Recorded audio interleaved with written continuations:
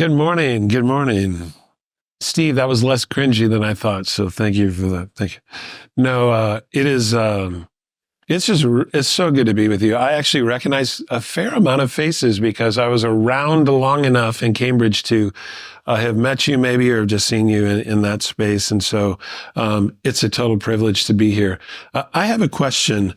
Are any of you connected with Longwood medical or academic kind of area that can I see your hands if you're quite a fair number? The reason I say that is when I look out the window over here, this is a familiar little zone in Boston. We have two boys. My wife and I have two boys. They're all grown up, 25 and 22. And our oldest son, Luke, we've logged a lot of time over at Boston Children's actually for his entire life. He received care there for almost until now. He's transitioning to adult services. But man, I mean, we literally, hundreds of visits to that area right over there. And we have been benefited from and been blessed by countless people connected with the medical field. Staff and nurses and doctors and surgeons. And so anyway, for those of you that are laboring there, learning there, I just encourage you that you are in a healing ministry, right? And you're being trained and that's what you do. You're also bringing Jesus with you. There's another dimension in our faith of healing that you can bring and grace and really power that you can bring into those spaces, whatever you're doing and however you're serving in that way. And so I honestly thank God for you. I really do. Super grateful for what you do. We are walking through just a 4-part series. It's a mini series called The Cross and What It Means for Lost Humanity. And Sarah McCarthy did a wonderful job last week. I watched the video of that, introducing or launching the series. And it's really a series about the characters, the people that were there, that were actually there, where Jesus died, that kind of space and that spot, that moment in time. And last week she talked about Nicodemus. Regarding the crucifixion, I don't think Nicodemus was at the cross, but he was watching, I'm sure, from not far away. Nicodemus, if you recall, or if you're familiar with the story, if you were here, was the learned, Torah-saturated, academically minded, spiritually minded leader in the Jewish community that sought Jesus out because he was curious. He heard enough, he saw enough with his very own eyes, and he's like, oh my goodness, there is something to this person named Jesus from Nazareth, from nowhere, but there's something here. And he went, and his curiosity led him to seek out Jesus, and he found Jesus, right? It says in the Gospels, it's really remarkable. Under the cover at night at first, but after Jesus died, and this is before the resurrection, he brought an insanely expensive amount of ointments to anoint Jesus' body. Very publicly, he did that. So that's the kind of from the faith community, that the first individual that we're considering in this series. The second one, I love this story, is the Centurion. The Centurion at the cross. We'll be viewing the cross from a very different set of eyes, from a soldier, someone who was assigned and responsible for the very crucifixion of Jesus. He stood beneath the bloody beams and he watched Jesus die. He watched Jesus die. Here's the thing about the centurion, and we'll start with this. We'll keep returning to this idea. Based on where he grew up and the training that he had and the environment that he lived in and any kind of spiritual input he received, this man had no business believing in Jesus. He was as far away from Judaism and from faith as you can imagine a person to be. He had to be skeptical. And yet, He was encountering Jesus. He was meeting Jesus. And I'm convinced, I know that he saw him, he observed him, he listened to him well before that moment in time when Jesus died on the cross. He was paying attention, but he had to be skeptical. And that's kind of the word for the day, I guess, would be skepticism. And the doubts and the questions that we might bring. And so we should pray for a moment here before we dig into our text. Father, what a privilege it is to be here, to be in a position and to have resources in front of us and history behind us to be able to consider Jesus, to be able to look at these characters around the cross, and Lord, help us to relate to them in the ways that we can relate to them. We pray for much help and grace. And Lord, I pray that you meet every single person in this space right where we are at. Speak to us. Speak to the places, especially where we might be struggling with doubt, or we might be wrestling with you. Oh, Lord, speak to us, please, in those places. We pray in Jesus' name. Amen. I think it's your custom here as well to stand as we read, if you are able. We are going to look at two gospel accounts. Two of the gospels, fortunately, capture this truth that there was a centurion there and that he had a response to what he was observing around the Passion. Matthew 27, and Jesus cried out again with a loud voice and yielded up his spirit. And behold, the curtain of the temple was torn in two from top to bottom, and the earth shook, and the rocks were split. The tombs also were opened, and many bodies of the saints who had fallen asleep were raised, and coming out of the tombs after his resurrection, they went into the holy city and appeared to many. When the centurion and those who were with him, keeping watch over Jesus, saw the earthquake and what took place, they were filled with awe and said, "Truly, this was the Son of God."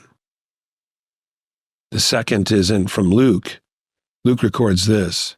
It was now about the 6th hour, and there was darkness over the whole land until the 9th hour, while the sun's light failed. And the curtain of the temple was torn in two.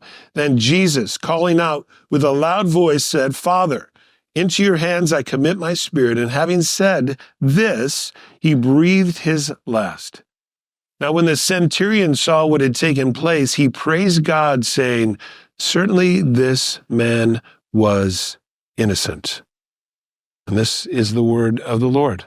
Thanks be to God. You may be seated.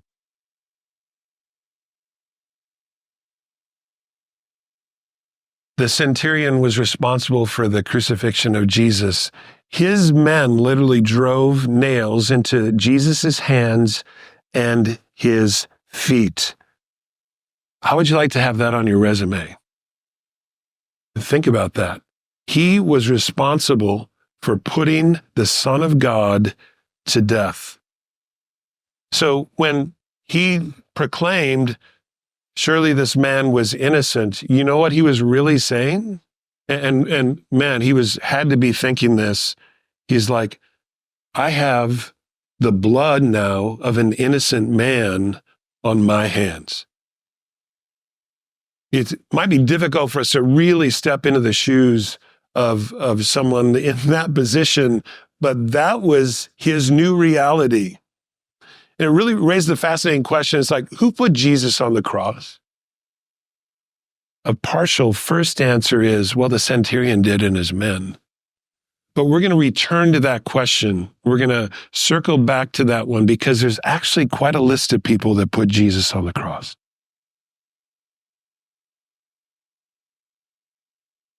You may be surprised to know that there are 4 occasions in the New Testament where centurions are mentioned. 4 different centurions. Interesting. The first is probably the most famous for anyone that grew up in the faith or grew up listening to scriptures, is from Matthew 8, right? The centurion who sought Jesus out because his servant was ill at home. Are you familiar with the story? suffering terribly. So the centurion, stationed in Capernaum, this is around the Sea of Galilee, okay, had seen enough of Jesus. He'd heard enough to go, this man can heal. This man could heal maybe even my son, or not his son, his servant, his slave. So he sought Jesus out, and wonderful exchange, amazing exchange, right, of faith, where he said, Master, I'm not worthy to have you come in under my roof. I'm a Roman, I'm an outsider, I'm a Gentile was the subtext. That's what he is saying. But just say the word from a distance even, and it'll be done. And Jesus, he commended his faith. He said, I haven't witnessed faith like this in all of Israel. So the centurion, a Roman, a Gentile, someone who should have been far away, was actually not so far away. And Jesus said, your faith has made your servant well. It's an amazing story. We have this centurion. We'll zoom in on him in a moment. And then there are two occasions in Acts. One of them is a little bit obscure. It's when Paul was on a ship and there's a centurion there. He was the least important story, I guess, of the four. But the other one was incredibly important in Acts, and it really is instructive around why is this centurion story mentioned at all around this very Jewish thing that's happening? Well, he was responsible, but, he represented so much more.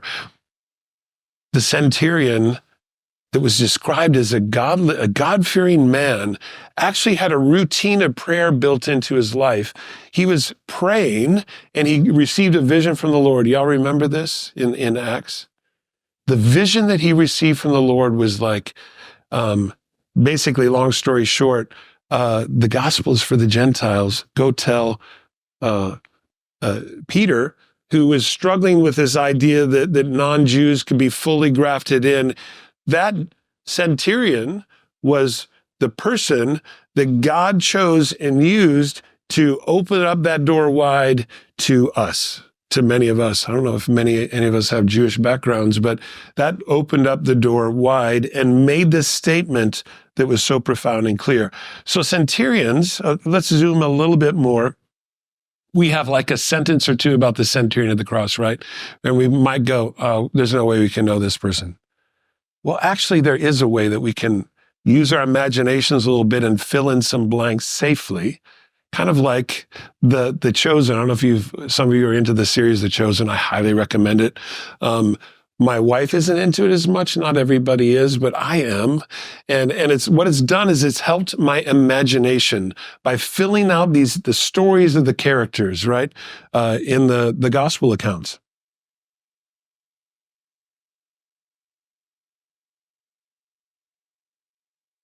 Before we zoom on centurions a little bit more, let's not miss from our passages. There were two extraordinary, undeniable signs that kind of pushed the centurion over from what I believe was interest and some skepticism into, no, this was the Son of God. And they are described in our accounts.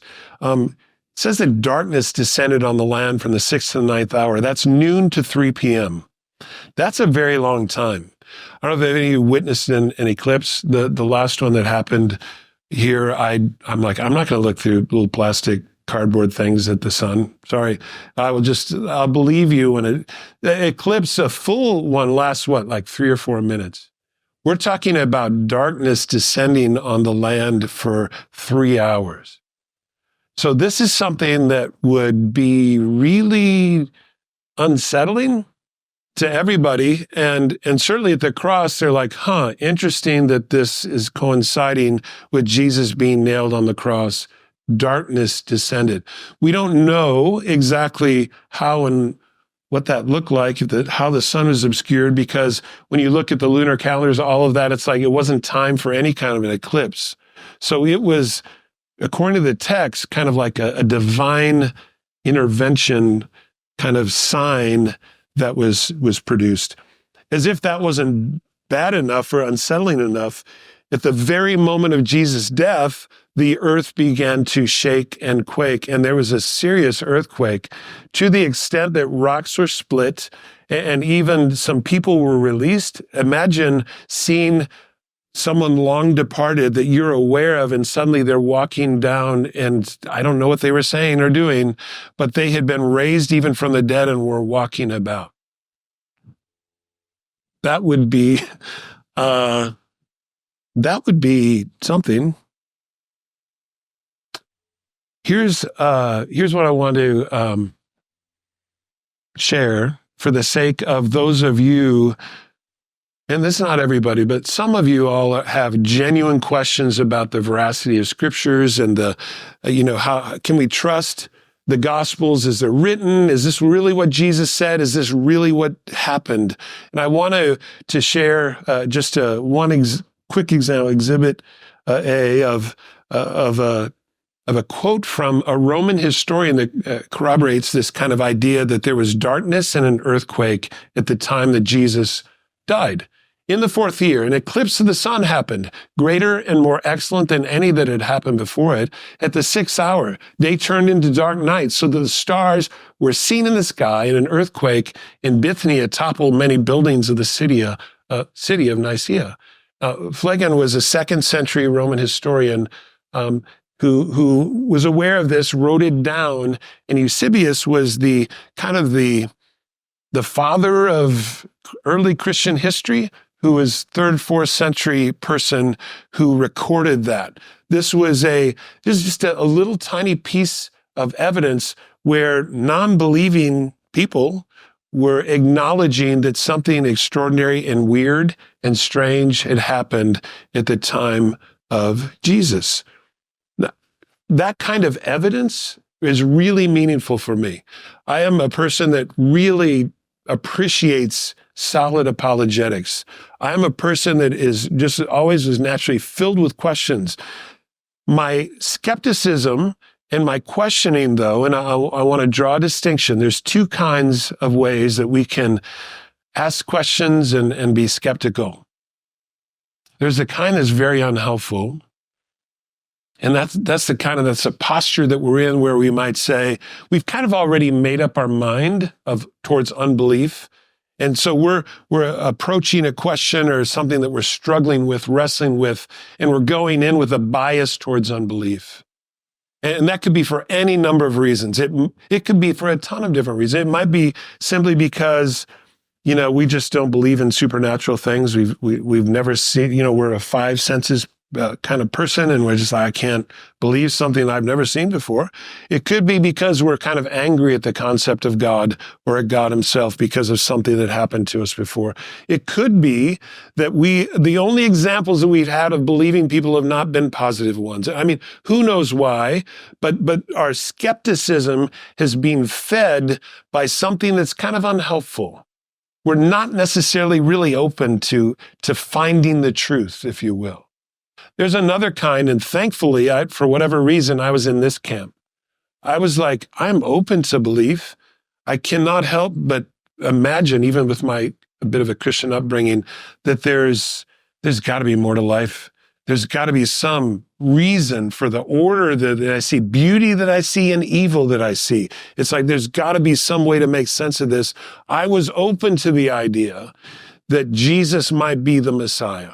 And so my investigation was with the hope that I would find out that it was all true, because it was a good story. It was good news. I wanted it to be true, but I was not going to just buy something at a surface kind of level because it might not be true. I didn't want to believe and give my life over to something that was a lie. Okay? So skepticism is not always a bad thing. Certainly not. It's just kind of what's underneath our skepticism. Here's another piece in the realm of apologetics. I'll mention it. Exhibit B, eyewitnesses. Here's the thing. The Gospel of Matthew, almost all scholars over time agree that it was the first written. Now, modern scholars will push dates. They'll make them later. More traditional or conservative scholars will say there's good reasons actually to have earlier dates. Long story short, Matthew, I believe, with the more traditional understanding, was written in the late 50s or early 60s latest. That means To put this from our kind of, to help us to grasp this quickly, that means that when Matthew wrote and the gospel was circulating around, and people were like, oh yeah, the older people or old enough people were, to be, it's like 9/11 would be for us. Some of you were alive, not enough of you, but some of you were alive when 9/11, never forget that. And anyone that was alive then and old enough remembers like where you were. I remember turning the TV on, for the first time, watching this thing unfold. Never forget that. And for those people that were in New York, they will really never, ever forget that. And for those that lost people, they will never, ever forget that. Here's the point. There are plenty of us around, that wasn't that long ago, that would just say, oh yeah, all that happened. Oh yeah. And yeah, they didn't have video back then and certain kinds of record, but man, those of us that were alive then and remember, we remember. Point is just simply this, and this really works for a lot of the things that took place in the gospel that were miraculous or like, really? Did that happen? Again, questioning, good questions. It's just simply this. When the disciples, the apostles were preaching and teaching and the gospels were circulating, there were plenty of people around and alive that could have refuted and said, no, that didn't happen. What are you talking about? You're making stuff up. You didn't get any of that. You had just people saying, yeah, that happened. Oh, my cousin was there. Yeah, the feeding of the 5,000. Crazy. It was just like there was just food. There were every single miracle. There were plenty of people still alive and kicking to, kind of confirm that these things had happened. Okay, enough of that. Here's what. Let's stay with the centurion for just another moment. There are several reasons that I believe that his articulation of the truth, Jesus is the Son of God, and surely this was an innocent man, that those statements were the first step in him coming to saving faith in Jesus.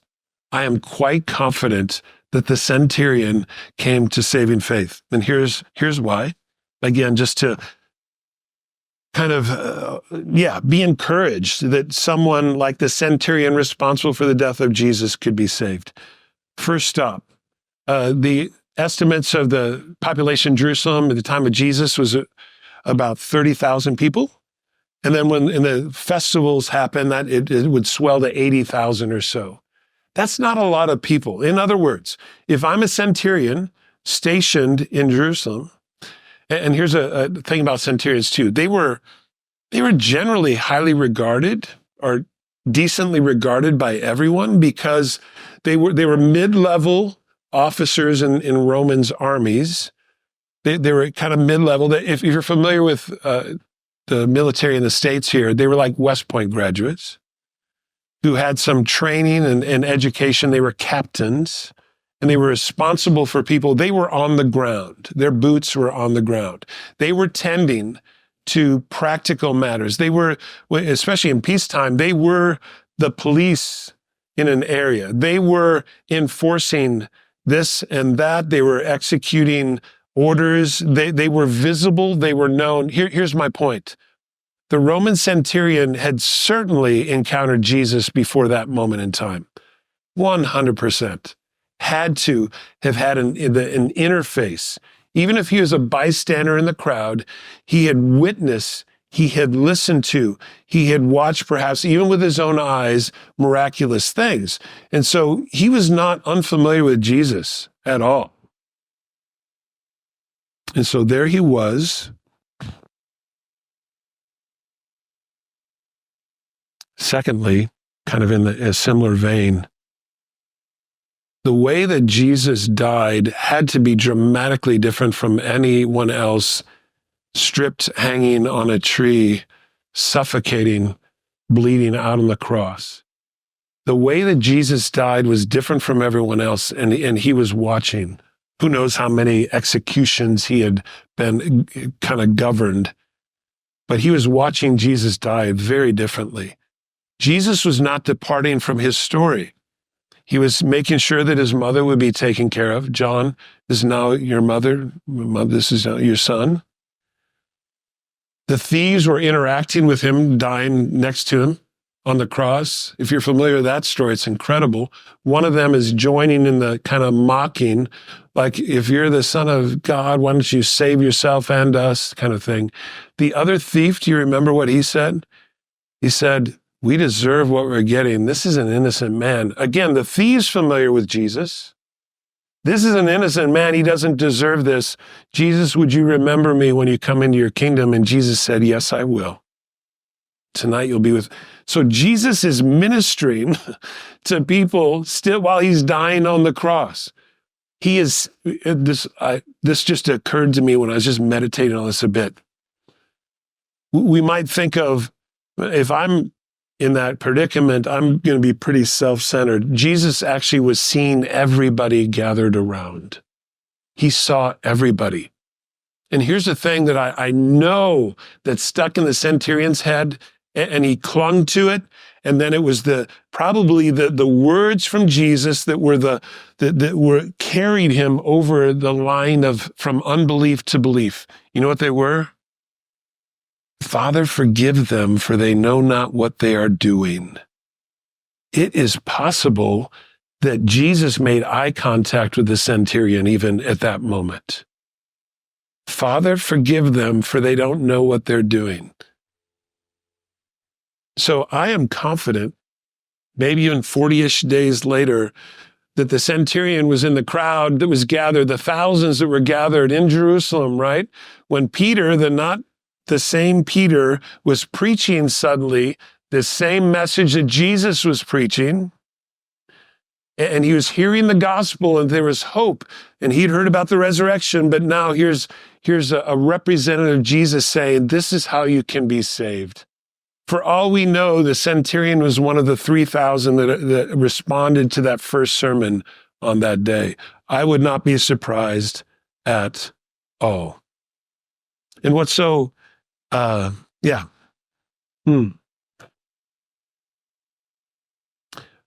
want to kind of shift from, okay, let's look at the centurion and then turn it a little more towards where we're at in ourselves. So if there was a line to kind of capture what we're trying to say or what this message is about today, it would be the cross overcomes our skepticism, paving the way for genuine belief. I want to ask 3 questions, and just stay with me for just a couple of minutes here. What is the nature of our skepticism? Where do you struggle with doubt? Maybe some of you are not yet to a place where you put your faith in Jesus, and there's a reason. There might be reasons. What are they? One of the helpful first steps, of course, is just to as best that we can be as self-aware as we can be. It's like, why am I struggling to go kind of all in and to put my faith in Jesus? Or why am I struggling in my faith to live out and to follow in the way that I kind of want to be, but I'm not? And like, what is it that might be underneath that would fit under the header of doubt or skepticism? What is it? Whenever there is a place in my life where I'm allowing some doubt and unbelief to creep in, man, that just siphons away my energy for seeking God. It siphons away my faith, and I pray less. Maybe I only start to pray when I'm gathered here. I just join in some prayers, but am I praying during the week? Maybe not so much. Why? Because my faith is being derailed a bit and kind of watered down because of my doubts and skepticism.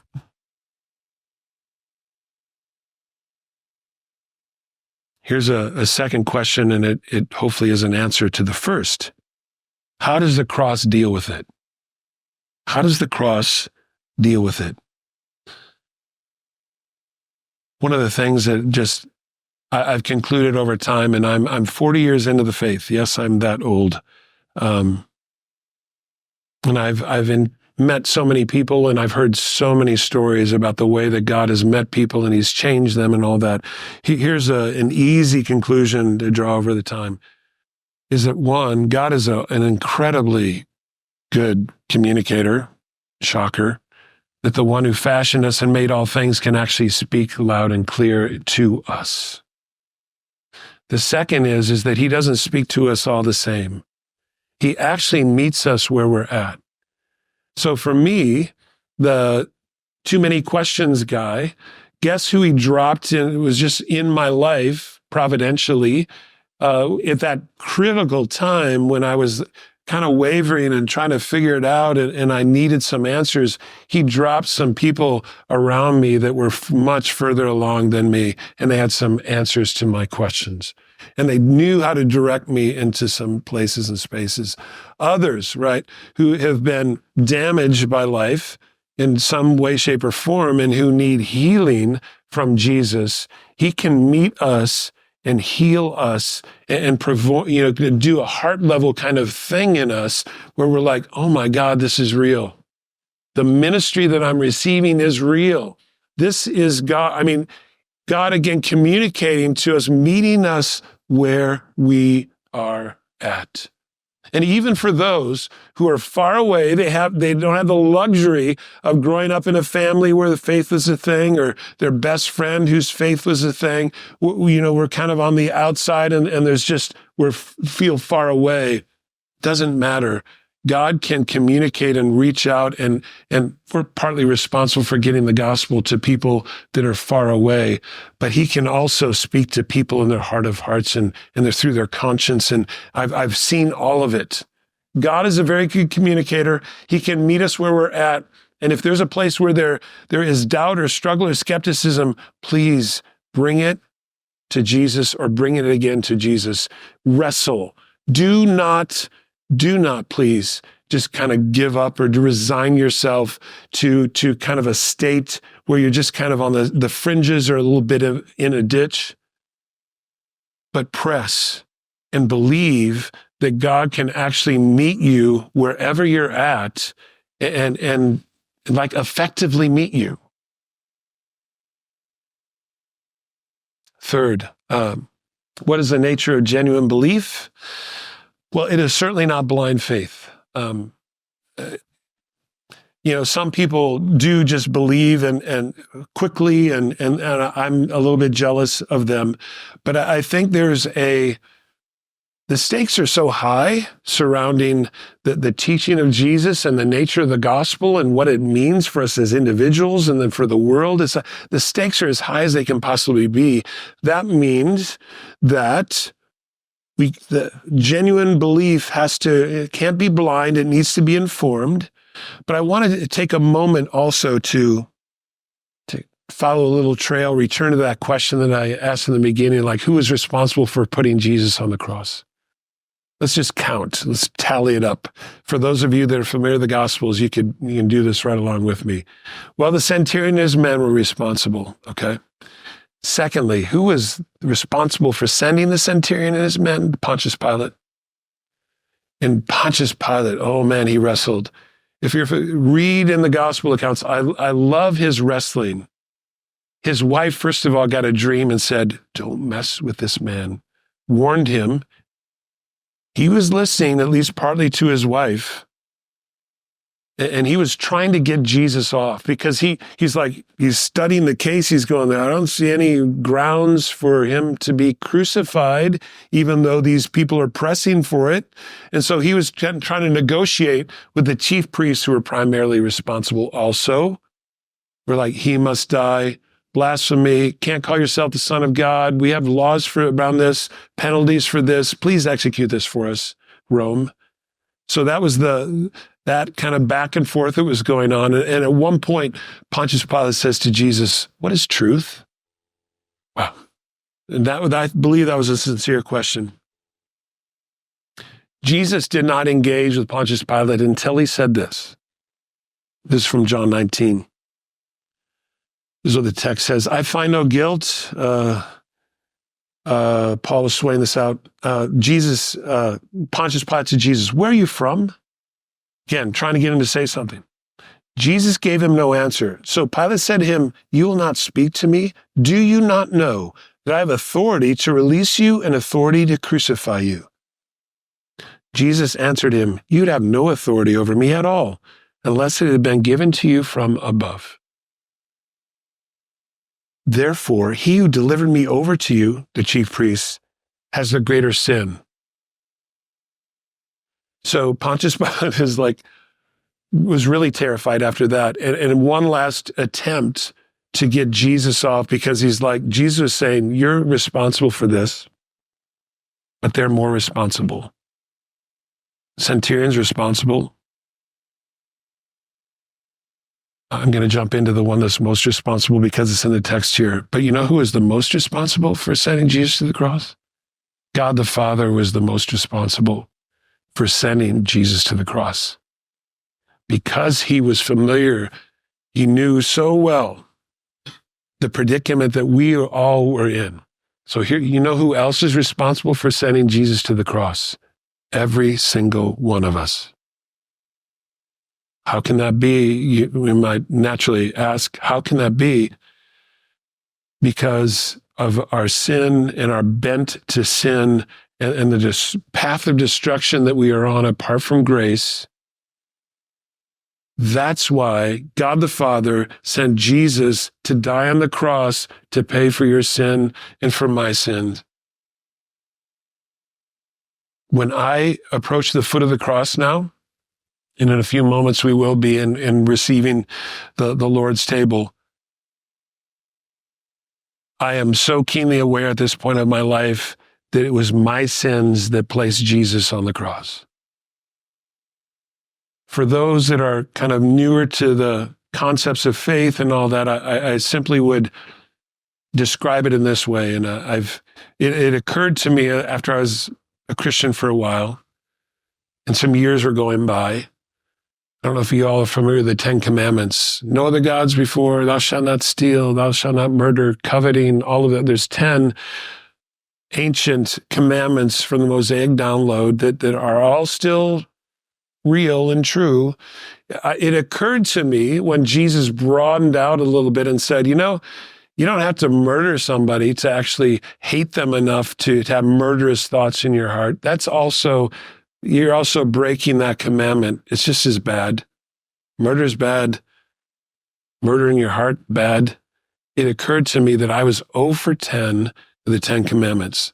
Like I had broken every single one.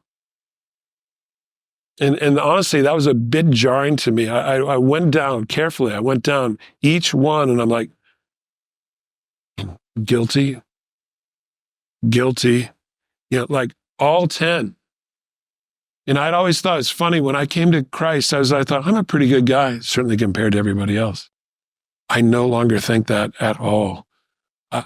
Here's the thing, and this is the gospel truth, and this is what the Bible teaches, plain as day. The ground is super level at the base of the cross where we're all kind of gathering, looking up. The ground is level at the cross. I can look around and go, worse, better. No, there's none of that. It's like we all desperately need a Savior. Every single one.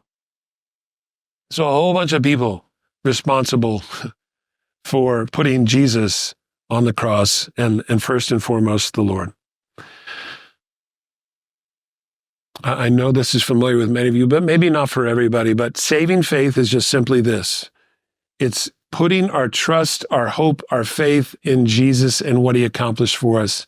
It is not based on me trying to clean myself up, do this good work, somehow please God because I'm more likable now because I'm watching my language, or I'm not doing this. It's not that. It's our saving faith begins with simply believing that Jesus was who he said he was, which kind of goes back to that all important question of like, do I have some doubts I need to work through? Am I skeptical about this? It's like, here's what I would encourage you with as a doubter in a healthy way. Is there are great answers out there. There's solid arguments. There are plenty of people, whatever your field, in medicine, politicians, the greatest scholars, scientists that have professed faith in Jesus because they found that the evidence was sufficient. I want to share one resource this is for somebody here that you'll appreciate this. My favorite apologetic around the resurrection, because the one thing to die on the cross, the other thing is and believe that happened and that the earth was darkened and the ground shook and that Jesus paid for our sins there. Here's the even more important event a couple days later was that Jesus rose from the dead. So Simon Greenleaf was one of the founders, really, I guess that would be the word, for Harvard Law in 19th century. And he approached faith. He had something of a background, very skeptical, to the point where I'm a lawyer. I'm good at digging and looking at evidence. So I'm going to kind of prove for myself once and for all that none of this is true. So he went about sincerely investigating, I don't think with too much of a bias against, but just as open-minded as he could be. And he ended up concluding that it was all true. And he became a Christian, and he has a wonderful essay. You can just pull this up online if you want to jot it down. Simon Greenleaf, Testimony of the Evangelists, is one of the most powerful written kind of defenses for the veracity of all the gospel events and the disciples' response and all of that. It's so compelling. It's so good.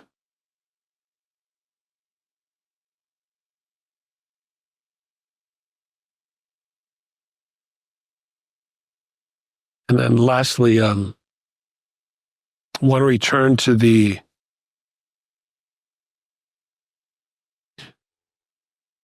place where maybe many of us are at, where we still are arm wrestling with God a bit, or we're still kind of grappling with some doubts. We still have some questions for God, and we don't have there's no apparent good answers. And we're still in circumstances that are maybe even crushing, and it just doesn't quite make sense.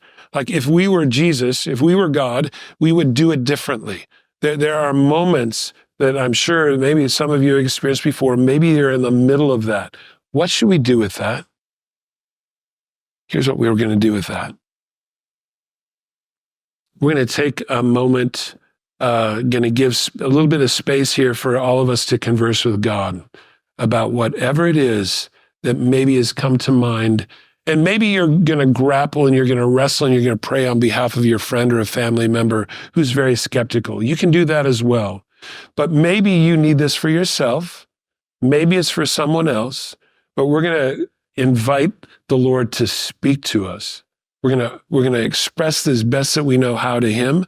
What we're struggling with, invite him to speak to us today, tomorrow, the next day. We're expecting some answers here or some ministry, okay?